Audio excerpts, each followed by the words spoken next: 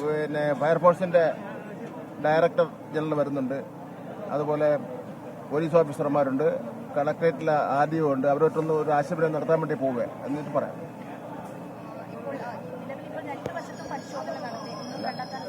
അല്ല, അതിൻ്റെ നമുക്കൊന്ന് കണ്ടെത്താൻ പറ്റുമെന്നോ കണ്ടെത്തിയില്ലെന്നൊന്നും പറയാൻ പറ്റില്ലല്ലോ. ഇപ്പോൾ അവരെ ജോയിയെ കണ്ടു കിട്ടുന്നതിന് വേണ്ടിയുള്ള അശ്രാന്ത പരിശ്രമം നടത്തിക്കൊണ്ടിരിക്കുകയാണ്. അത് കൂടുതലായിട്ടുള്ള സാങ്കേതിക കാര്യങ്ങളൊന്നും പറയാൻ വേണ്ടി പറ്റില്ലല്ലോ. അപ്പോൾ ഞങ്ങളൊന്ന് ആലോചിച്ചിട്ട് പറയാം. ഒന്ന് ആലോചിക്കും.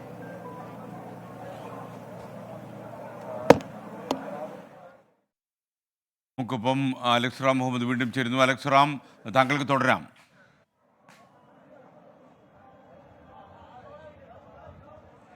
എസ് കെ ഈ ദൃശ്യങ്ങളിൽ കാണാം. അതായത് ഈ NDRF സംഘത്തിന്റെ ഒരു ഡൈവർ, ഒരു മുങ്ങൽ വിദഗ്ധൻ ഈ യന്ത്രത്തിനൊപ്പം, ഈ മെഷീനൊപ്പം ഈ ടണൽ മുഖത്തിനുള്ളിലേക്ക് കടക്കും. അതുമാത്രമല്ല, ഫയർഫോഴ്സിന്റെ സ്കൂബ സംഘം, നേരത്തെ ആ മാൻഹോണിനുള്ളിൽ ഇറങ്ങിയ സ്കൂബ സംഘവും അവരും ഇതിനുള്ളിലേക്ക് കടക്കുന്നു എന്നാണ് മനസ്സിലാക്കുന്നത്. അവരുടെ സംഘവും സജ്ജമായി വന്നിട്ടുണ്ട്. അവർ 5-6 പേരടങ്ങുന്ന സംഘം, 6 പേരടങ്ങുന്ന അവരുടെ സംഘവും ഇവിടെ എത്തിയിട്ടുണ്ട്. ഒപ്പം NDRFിൽ ഒരു മുങ്ങൽ വിദഗ്ധൻ കൂടി ഈ യന്ത്രത്തിനൊപ്പം കടക്കുന്നു, അകത്തേക്ക് പോകുന്നു എന്നുള്ളതാണ്. ഇപ്പോൾ ആ യന്ത്രം അവർ പ്രവർത്തിപ്പിച്ചു തുടങ്ങുന്നുണ്ട്. അത് കരയിലിരുന്ന് തന്നെ ആ യന്ത്രം പ്രവർത്തിപ്പിക്കാൻ സാധിക്കും, അത് മോണിറ്റർ ചെയ്യാൻ സാധിക്കും എന്നുള്ളതാണ് അതിന്റെ ഒരു പ്രത്യേകത. നമ്മൾ ഇന്നലെ പറഞ്ഞിരുന്നു, അതായത് മനുഷ്യ സാധ്യമായതെല്ലാം ഈ രക്ഷാദൌത്യത്തിന് വേണ്ടി ഉപയോഗിക്കുന്നു എന്നുള്ളതാണ്. ഇനി മനുഷ്യന് കടന്നു ചെല്ലാൻ പറ്റാത്തിടത്ത്, മനുഷ്യ സാധ്യമായ ഇടപെടൽ സാധ്യം അല്ലാതെ ഇടത്ത് സാങ്കേതിക വിദ്യയുടെ കൂടി സഹായത്തോടു കൂടിയുള്ള ഇടപെടൽ, അതാണ് ഈ രക്ഷാദൌത്യത്തിന്റെ പ്രത്യേകത. അത് ഇത്തരത്തിലൊരു രക്ഷാദൌത്യം നമ്മൾ കണ്ടിട്ടില്ല. അത്ര കണ്ട് മണിക്കൂറുകളായി തുടരുന്നത്, ഞാൻ നേരത്തെ സൂചിപ്പിച്ചു, 17ാമത്തെ മണിക്കൂറിലേക്ക് ആ രക്ഷാദൌത്യം കടക്കുകയാണ്. ഏതാണ്ട് 23 മണിക്കൂറാകുന്നു ജോയ് ഇവിടെ അദ്ദേഹത്തെ കാണാതായിട്ട് ഏതാണ്ട് 23 മണിക്കൂറാകുന്നു. വെള്ളം ഏറെക്കുറെ കുറഞ്ഞിട്ടുണ്ട്, പക്ഷേ മാലിന്യം, അതിന്റെ തോത് വളരെ കൂടുതലാണ്. അത് മാത്രമല്ല, ഈ ടണലിനുള്ളിൽ മാലിന്യത്തിന്റെ നിക്ഷേപം കാര്യമായി ഉണ്ട് SKN എന്നുള്ളതാണ് ഏറ്റവും പ്രധാനപ്പെട്ട കാര്യം. പ്രതിസന്ധി സൃഷ്ടിക്കുന്നത് അതുതന്നെയാണ്. ഈ സംഘത്തിന്, പ്രത്യേകിച്ച് ഈ മുങ്ങൽ വിദഗ്ധരടക്കമുള്ള സംഘത്തിന് ടണലിനുള്ളിലേക്ക് കടന്നു പോകുന്നതിനുള്ള പ്രതിസന്ധി ഈ മാലിന്യം ഇങ്ങനെ അടഞ്ഞു നിൽക്കുന്നതാണ്. ഇതിൽ നമ്മൾ നേരത്തെ ഈ ജെൻ റോബോട്ടിക്സിന്റെ സാരഥികളുമായി നമ്മൾ സംസാരിച്ചപ്പോൾ അവർ പറഞ്ഞത്, അത് ഒരു കാലാകാലങ്ങളായി ഈ പ്ലാസ്റ്റിക് ഇങ്ങനെ അടിഞ്ഞുകൂടി ഒരു കല്ലിന്റെ അല്ലെങ്കിൽ ഒരു പാറയുടെ പരുവത്തിൽ അത് ലോക്കായി ഇരിക്കുകയല്ല എങ്കിൽ ഒരുപക്ഷെ ഒരു 200 കിലോ വരെയൊക്കെ ഇതിനെ പുഷ് ചെയ്യാൻ ഈ മെഷീന് സാധിക്കുമെന്നാണ്. അത് ഹൈഡ്രോളിക് പ്രഷർ ഉപയോഗിച്ച് ഈ മെഷീന് ആ മാലിന്യം അങ്ങനെ പുഷ് ചെയ്യാൻ സാധിക്കുമെന്നാണ് അവർ പറയുന്നത്, അവകാശപ്പെടുന്നത്.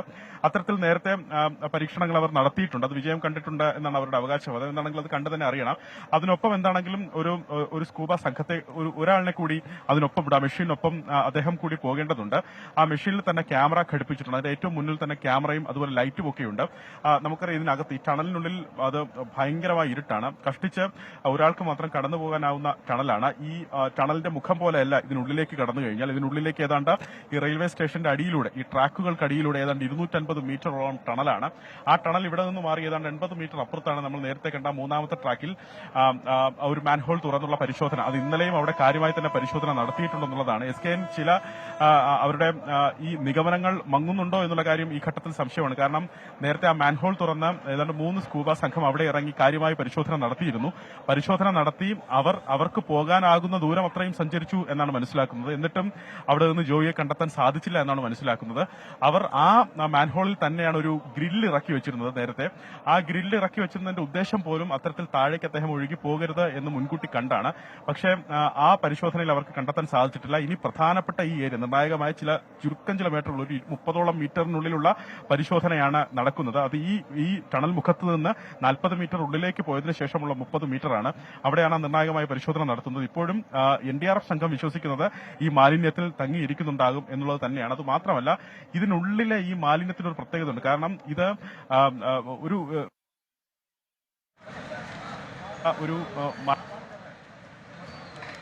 അതുപോലെ തന്നെ മറ്റ് രാസപദാർത്ഥ ഒരു പശ്ചാത്തലമുണ്ട്. അത് നീക്കം ചെയ്യുന്നതിന് നന്നേ കഷ്ടപ്പാടുണ്ട് നൽകിക്കൊണ്ടിരിക്കുന്നത്. ആമയിഴഞ്ചാന്തോട്ടിലെ രക്ഷാപ്രവർത്തനം പുരോഗമിക്കുന്നു. അതിനിടയിൽ ഈ രക്ഷാപ്രവർത്തകർക്ക് അടിയന്തര വൈദ്യസഹായത്തിനായിട്ട് പ്രത്യേക മെഡിക്കൽ സംഘത്തെ അയച്ചുവെന്ന് ആരോഗ്യവകുപ്പ് മന്ത്രിയുടെ ഓഫീസ് അറിയിക്കുന്നു. ജയചന്ദ്രൻ ഒരു കാര്യം അറിയിക്കുന്നുണ്ട്. ഒരു യൂട്യൂബ് സന്ദേശമാണ്. തിരുവനന്തപുരം സിറ്റിയിലെ ഒരു സ്ഥലത്ത് പോലും വേസ്റ്റുകളും ഒഴിഞ്ഞ കുപ്പികളും നിക്ഷേപിക്കാൻ ഡസ്റ്റ്ബിൻ ഇല്ല എന്നാണ്, നമ്മൾ വേസ്റ്റ് കൊട്ടയില്ലെന്നാണ് ആൾക്കാർ പറയുന്നത്. ഈ വേസ്റ്റിനെ കുറിച്ചൊക്കെ ബോധമുള്ള ആൾക്കാർ ഇത് വേസ്റ്റ് കയ്യിലുണ്ടെങ്കിൽ എവിടെയെങ്കിലും നിക്ഷേപിക്കണമെന്ന് കരുതിയാൽ നഗരത്തിൽ വല്ലാതെ അലയുമെന്ന് പറയുന്നു. വീണ്ടും അലക്സ് റാം മുഹമ്മദിലേക്ക് പോകുന്നു. അലക്സ് റാം, അവർ പുതിയ എന്തെങ്കിലും സാഹസികമായ ഉദ്യമത്തിലേക്ക് നീങ്ങാനുള്ള തയ്യാറെടുപ്പ് നടത്തുകയാണോ ഇപ്പോൾ?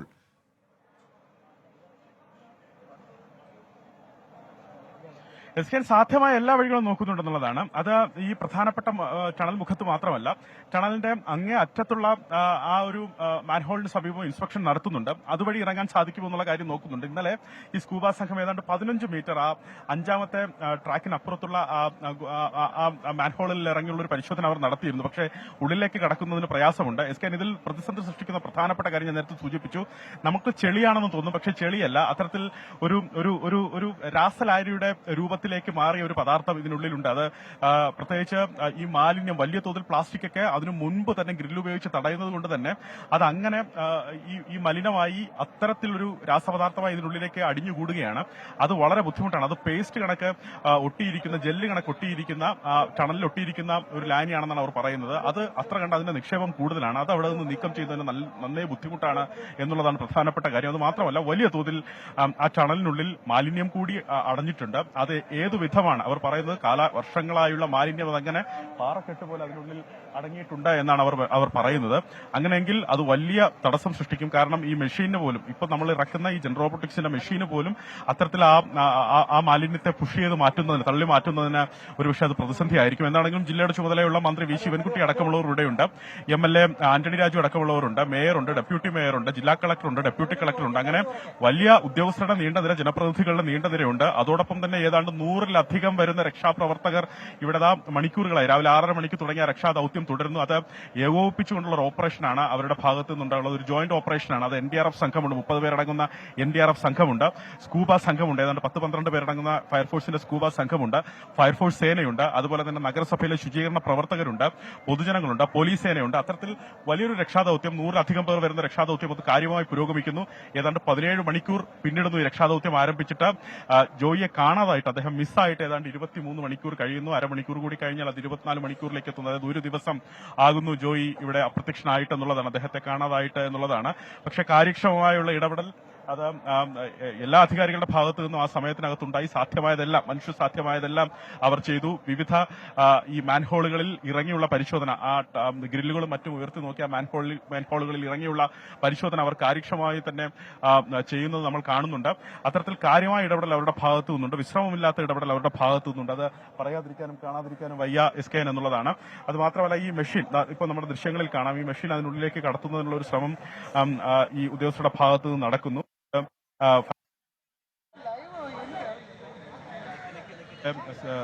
സ്കൂബ സംഘമുണ്ട്, ഒപ്പം NDRFന്റെ ഒരു മുങ്ങൽ വിദഗ്ധനുണ്ട്. ഞാൻ മനസ്സിലാക്കുന്നത് NDRFന്റെ മുങ്ങൽ വിദഗ്ധൻ ഈ മെഷീനൊപ്പം അകത്തേക്ക് പോകും എന്നുള്ളതാണ് മനസ്സിലാക്കുന്നത്. അദ്ദേഹം നേരത്തെ ഇതിന്റെ ആഴം സംബന്ധിച്ചും ഈ ടണലിന്റെ സ്വഭാവം സംബന്ധിച്ചുമൊക്കെ കഴിഞ്ഞ ദിവസം ഇറങ്ങിയ സ്കൂബ സംഘാംഗങ്ങളോട് അദ്ദേഹം ചോദിച്ച് മനസ്സിലാക്കുന്നുണ്ടായിരുന്നു. ഇപ്പോഴും അത് കാണാം. അദ്ദേഹം അത്തരത്തിലുള്ള ചർച്ചയും വിലയിരുത്തലും നടത്തുന്നത് കാണാം. എന്താണെങ്കിലും വലിയൊരു ബുദ്ധിമുട്ടുള്ള ഒരു പ്രദേശമാണിതെന്നുള്ള കാര്യത്തിൽ തർക്കമില്ല. എന്താണെങ്കിലും ഈ മേഖലയിൽ തന്നെ, അതായത് ഇവിടെ നിന്ന് 40 മീറ്റർ ഉള്ളിലേക്ക് കയറി കഴിഞ്ഞാൽ മൂന്നാം ട്രാക്കിലേക്ക് എത്തുന്ന ആ മാൻഹോള് വിട്ടുവരുന്ന ആ പ്രദേശത്ത് ഏതാണ്ട് ചുരുക്കം 20-30 മീറ്ററിനുള്ളിൽ ജോയി ഉണ്ടാകും എന്നുള്ളതാണ് ഇപ്പോഴും കണക്ക് കൂട്ടുന്നത്. കാര്യക്ഷമമായ പരിശോധന ഈ മേഖലയിലാണ് ഇപ്പോൾ നടത്തുന്നത്. ഇവിടുത്തെ പരിശോധന പൂർത്തിയാക്കിയതിനു ശേഷം ജോയിയെ കണ്ടെത്താനായില്ല എങ്കിൽ മാത്രമായിരിക്കും ടണലിന്റെ മറ്റു ഭാഗങ്ങളിലേക്ക് കാര്യമായ ഇടപെടൽ ഉണ്ടാകും. അത് നന്നേ ശ്രമകരമായിരിക്കും എന്നുള്ള കാര്യത്തിൽ തർക്കമില്ല. കാരണം അതിനുള്ളിൽ ഇറങ്ങിയുള്ള പരിശോധന വലിയ ബുദ്ധിമുട്ടാണ്, വലിയ കഷ്ടപ്പാടാണ്. ഇന്നലെ തന്നെ നമ്മൾ കണ്ടതാണ്. ഇന്നലെ ആ മാലിന്യം അവിടെ നിന്ന് നീക്കം ചെയ്യുന്നതിന് വേണ്ടി എത്തിച്ച ആ യന്ത്ര കൈകൾക്ക് പോലും പരിമിതി ഉണ്ടായിരുന്നു അത് നീക്കുന്നതിനെന്നുള്ളതാണ്. കാരണം ആ യന്ത്രക്കൈക്ക് പോലും നേരെ താഴേക്കിറങ്ങി മാത്രം അതിന് കിട്ടാവുന്ന ഇടത്തു നിന്ന് മാലിന്യവും അതുപോലെ ആ ചെളിയും ആ മണ്ടും നീക്കം ചെയ്യുന്നതിന് മാത്രമേ അതിന് സാധിച്ചുള്ളൂ. അതിന് വശങ്ങളിലേക്ക് സഞ്ചരിക്കാൻ സാധിക്കില്ല. വശങ്ങളിലേക്ക് ഇറങ്ങണമെങ്കിൽ അത് മനുഷ്യന് മാത്രമേ സാധിക്കുകയുള്ളൂ. അങ്ങനെ മനുഷ്യനിറങ്ങി ആ ബ്ലോക്ക് നീക്കം ചെയ്യണം എന്നുള്ളതാണ്. അത് നന്നേ പാടുമാണ്, നന്നേ ബുദ്ധിമുട്ടുമാണ്, പ്രയാസവുമാണ്. അത് അപകടം വിളിച്ചു വരുത്തുന്ന ഒരു നടപടി കൂടിയാണ്. എന്താണെങ്കിലും ആ രക്ഷാദൌത്യം പൂർണ്ണാർത്ഥത്തിൽ പുരോഗമിക്കുന്നു. എസ്കേൻ ഈ സമയത്തും 17 മണിക്കൂർ ആ രക്ഷാദൌത്യം ആരംഭിച്ച് 17 മണിക്കൂർ പിന്നിടുന്നു. ജോയിക്ക് വേണ്ടിയുള്ള കാത്തിരിപ്പ് 17 മണിക്കൂർ പിന്നിടുന്നു. 23 മണിക്കൂറാവുന്നു അദ്ദേഹത്തെ ഇവിടെ കാണാതായിട്ട്. അദ്ദേഹത്തിന്റെ കുടുംബാംഗങ്ങൾ വളരെ വിഷമത്തിലാണെന്നുള്ളത് നമ്മൾ കണ്ടതാണ്, രാവിലെ തന്നെ കണ്ടതാണ്. അദ്ദേഹത്തിന്റെ ബന്ധുക്കൾ, അയൽവക്കക്കാർ. Thank you Alex Ram Muhammad. ഇപ്പോൾ MG പ്രതീഷ് കൂടി നമുക്കൊപ്പം വിശദാംശങ്ങളുമായി ചേരുന്നു. പ്രതീഷ്, പ്രേക്ഷകരുമായി നമുക്ക് പങ്കുവയ്ക്കാനുള്ള പുതിയ അപ്ഡേറ്റ്സ് എന്തെങ്കിലും ഉണ്ടോ?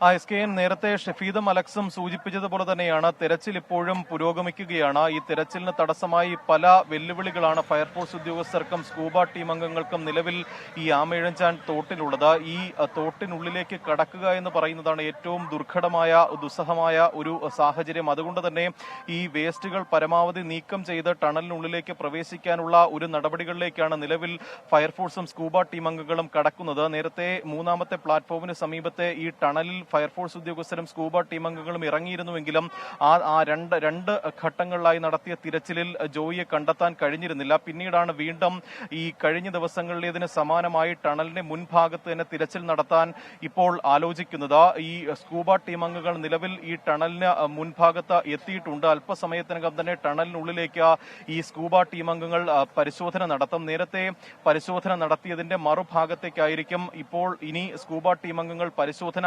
നടത്തുന്നത്. ഈ കഴിഞ്ഞ ദിവസത്തേതിന് വ്യത്യസ്തമായി ഈ ആമയിഴഞ്ചാൻ തോട്ടിൽ വെള്ളം കുറഞ്ഞിട്ടുണ്ട്. പക്ഷേ ഈ തോട്ടിന്റെ ടണലിന്റെ ഉൾഭാഗത്തെല്ലാം തന്നെ മാലിന്യം അടിഞ്ഞുകൂടിയ സാഹചര്യമാണ്. അതുകൊണ്ട് തന്നെ ഒരു ആൾക്ക് ഈ നേരെ പോലും ഈ ടണലിനുള്ളിലേക്ക് പ്രവേശിക്കാൻ കഴിയില്ല. അതുകൊണ്ട് തന്നെ ഈ മാലിന്യം പരമാവധി നീക്കം ചെയ്യുന്ന പ്രവർത്തികൾ ഒരു ഭാഗത്ത് പുരോഗമിക്കുന്നു. മറുഭാഗത്ത് വീണ്ടും ടണലിനുള്ളിലേക്ക് പ്രവേശിക്കാനുള്ള ഒരു നടപടിയാണ് ഇപ്പോൾ പുരോഗമിക്കുന്നത്. കഴിഞ്ഞ ദിവസങ്ങളിൽ 50 മീറ്റർ ദൂരമാണ് ഈ സ്കൂബ ടീം അംഗങ്ങൾ ടണലിനുള്ളിലേക്ക് സഞ്ചരിച്ചത്. ആ ഭാഗത്തൊക്കെ തന്നെ ഈ തിരച്ചിൽ നടത്തിയെങ്കിലും ജോയിയെ കണ്ടെത്താൻ കഴിഞ്ഞിരുന്നില്ല. മുങ്ങി അടിഭാഗത്തായിരുന്നു ആദ്യം തിരച്ചിൽ നടത്തിയത്. കാരണം ഈ ടണലിനുള്ളിൽ പ്രവേശിച്ചതിന് ശേഷം ഈ മുകൾ ഭാഗത്ത്, അതായത് മാലിന്യം അടിഞ്ഞുകൂടുന്ന ഉപരിതല ഭാഗത്തൊന്നും തന്നെ തിരച്ചിൽ നടത്താൻ ഈ സ്കൂബ ടീം അംഗങ്ങൾ കഴിഞ്ഞിരുന്നില്ല. കാരണം ടണലിന് അകത്ത് പോകുമ്പോൾ അത്രത്തോളം ഈ ദുസ്സഹമായ ഒരു സാഹചര്യം എന്നതാണ് ഈ ഫയർഫോഴ്സ് ഉദ്യോഗസ്ഥർ പറഞ്ഞ കാര്യം. കാരണം ഒരു കേവ് ഡൈവിംഗ് എന്നതാണ് നേരത്തെ